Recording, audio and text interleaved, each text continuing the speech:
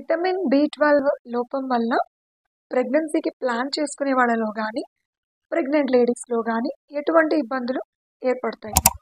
I'm doctor Sudha from Sudha hospital Hyderabad. So vitamin B12 deficiency ఉన్నప్పుడు మన బాడీలో ఉన్న సెల్స్ ఫార్మేషన్లో కూడా కొన్ని తేడాలు వస్తాయి. దీనివల్ల అసలు ప్రెగ్నెన్సీ రావడంలోనే ఇబ్బందులు ఎదుర్కోవచ్చు. ఇది జెంట్స్లో కావచ్చు, లేడీస్లో కావచ్చు. సో స్పర్మ్ ఫార్మేషన్ కానీ, ఎగ్ ఫార్మేషన్ కానీ, ఈ సెల్స్ తయారవడంలో కూడా ప్రాబ్లమ్స్ ఉండొచ్చు. సో తప్పకుండా ఇన్ఫర్టిలిటీతో ఇబ్బంది పడుతున్న వాళ్ళు బి12 సప్లిమెంట్స్ తీసుకోవడం మంచిది.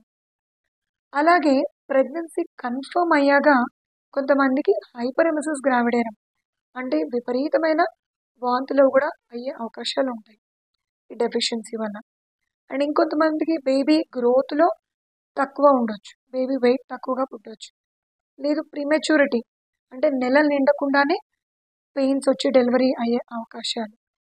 అండ్ ఇంకొన్ని కేసెస్లో బేబీ డెవలప్మెంట్లో especially brain development, neural tube డెవలప్మెంట్లో కూడా ఇబ్బందులు ఎదురయ్యే అవకాశాలు ఉంటాయి.